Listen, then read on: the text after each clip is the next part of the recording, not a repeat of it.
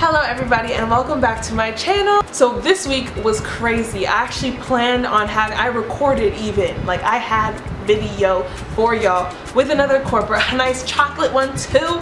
I was gonna do it for the ladies, but you just know when I came to edit, like all the tapes, everything was just messed up. I want to keep to my Thursdays. It's 2 days before and I don't have anything to show for what I've been doing for the last week. So I just decided, you know what? If you're gonna do this by yourself, this video has to be popping, it has to be bomb. So this week what I'm gonna do is give y'all a little bit of like a pop culture ish news, current events breakdown on what's been happening throughout the week and my commentary on it. So I hope you guys like it. I was planning on doing more of this consistently, like on a whole separate series. So I do Not Your Standard Corper on Thursdays and this on like another day. But because I don't have any like Corper things to talk about today, I decided let me test it out, see if you guys like it.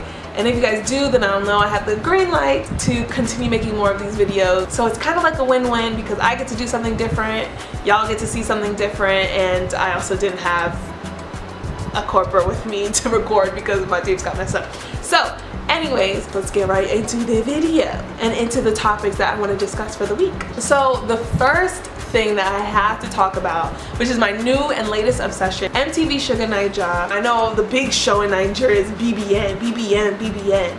Everyone's talking about Big Brother Naija, but me personally, I don't get it.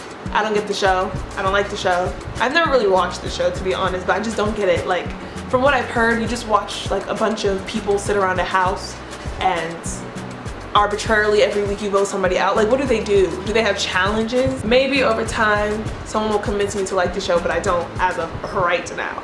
What I do love is MTV Shugga Naija. And what I love about the show is that it covers topics that are super important for our youth, our generation, because they're topics that socially it's taboo to discuss. And so the show like throws it out there like in your face, doesn't even hold back. This week was all about having safe sex with your partner. When is it too soon to talk about contraception, birth control, and to even, you know, get intimate like that? We need the education so that people aren't out here popping it wide low and not knowing what they're actually doing.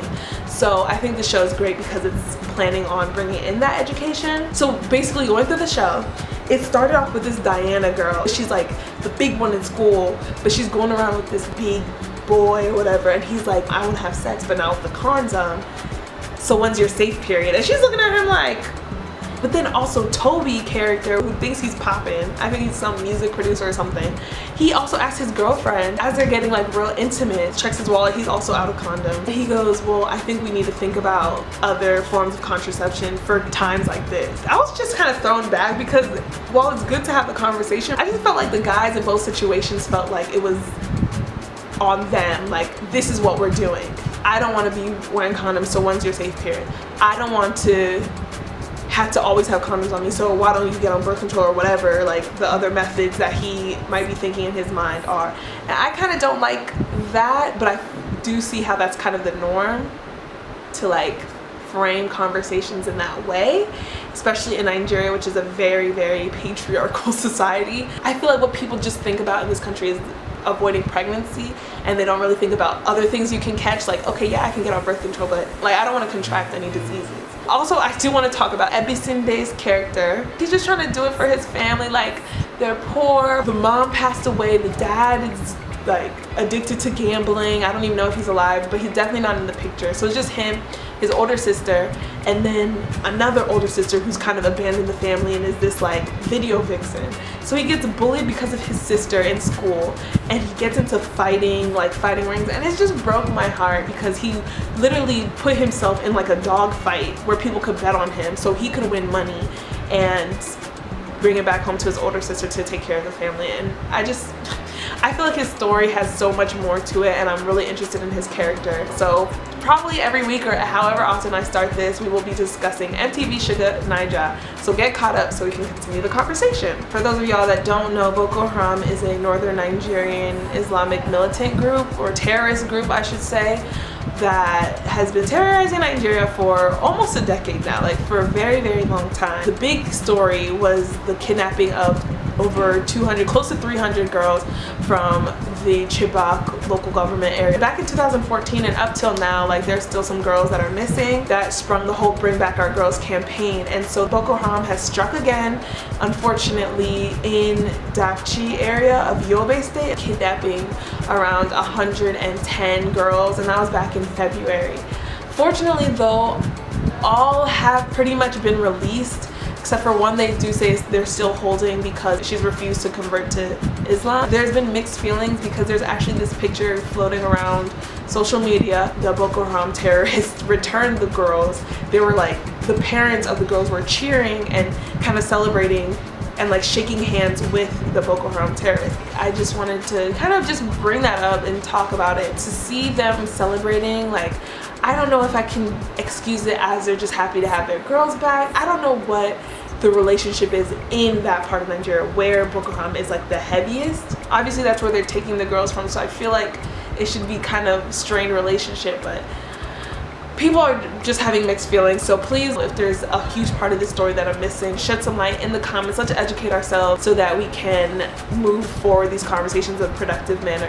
I am just happy that the girls are back home. Something that is a little bit more positive that happened on that side of the pond was the March for Our Lives march. I didn't even know it was happening until I saw news and social media flooded, and I was just so happy with all the signs, all of the protesters, young all the way to the old. It was pretty much student led, so a lot of youth were behind this big push, this big movement, and so I'm super proud that the young generation is getting more politically active and really organizing in such a magnificent way. Every movement in the United States, we have to take into account intersectionality. Now, of course, if for those of you guys that don't know, intersectionality is the understanding, or is the concept that gun control is a huge issue nationwide, but intersectionality is taking into consideration that it affects Black and brown communities on a different level. We have been asking for gun control since all of this different violence has been happening in our communities, especially with police brutality, because police having guns is another thing that needs to be controlled. Of course, conversations always get picked up and always get national attention when they can put white faces, white students on the cover, because students have been fighting for gun control for years now. Black students, brown students. It's only getting attention when it was a school in a white area that was victimized. So it is important that as we celebrate this, we make sure that we don't drown out the voices of the Black and brown students and communities that have been fighting for this justice. At least from what I saw on social media personally, I did see a lot of students of color given the platform to speak at the big marches, specifically Naomi Wilder, who, by the way, doesn't she look like she could be like an Obama, like the third Obama daughter? I feel like, maybe I'll put her picture up, but she's 11 years old and spoke so eloquently about making sure that African American women are still thought of in this conversation, are still highlighted, are still celebrated, and are still fought for. I am giving a thumbs up to the March for Our Lives because it did, at the end of the day, spark a lot of conversation, and I think hopefully a lot will be moving forward. And it's just important to keep this organization going, because while it's great to show our strength in numbers physically, it's important to take it into the polls come November, because it's all about policy, especially at the local level. So I know 2018 is not a big presidential election year, but local level is where a lot of change can happen, a lot of impact can happen. Real quick, I know we all saw Christina Aguilera for Paper Magazine 2018 Transformation Edition. I didn't even recognize her. She looks absolutely amazing. Low-key, without all that makeup, she looks like Kesha, or should I say Kesha looks like her, but they're saying that she wants to come back and kind of, you know, transform her career, stripping it all back and being her true authentic self. I think she's always been her true authentic self, but she's developing in herself. Before she was very theatrical, always saw her makeup and costume, but now she's being a little bit more bare, a little bit more vulnerable, and I'm excited to see what she's got coming on. I just want to talk about Bill Gates and his relationship with Nigeria, because two things, I don't know which one came first. Fatima Dangote, daughter of the famous billionaire Dangote, she recently got married, and there's this picture floating around social media which just got all of our lives and made us all just look to God and say, please, if my pocket, if my wallet could just reach out and touch the hem of that table, I would be okay. But then you also had Bill Gates having a sit down with a lot of leaders in Nigeria. Bill and Melinda Gates Foundation contributed about 1.6 billion US dollars to develop Nigeria over the course of like 10 years now. So he had like a real like sit down, basically called out the politicians. His direct quote, they need to face the facts if they want Nigeria to progress. He was kind of keeping it at 100. Like, employment is pretty much like non-existent for especially all the new graduates that are coming out of NYSC. You'll have people with degrees, huge degrees, working like as hairdressers. They want to be employed where they got their degree. Nigeria needs to stop being so inflated and feeling like we're the best country in Africa and really get to the bottom of what is holding our economy back. And he said we need to focus more on the quality of education and the access to education. Small things like health, you know, when it's not taken seriously, can lead to huge, larger problems for our economy, because now you have to think about healthcare. People are going to the hospital, they can't work, so they can't provide for their families, they're stuck in poverty. Like, it's a cycle. It's a cycle.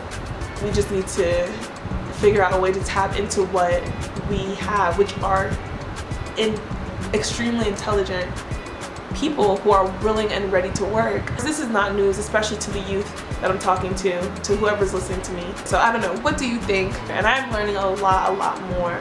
So sorry if this is super shallow cover on Nigeria's system, but I'm learning a lot more as I interact with others. And so hopefully as this year goes on, this series gets a lot more in depth and we can have more conversation. If you liked this video, please give it a thumbs up to let me know that you would like more of this and you'd like a whole different series on this. That was my plan, but just so that I know that you guys actually liked it, give it a thumbs up. Comment again along with me if you have any opinions on any of the topics.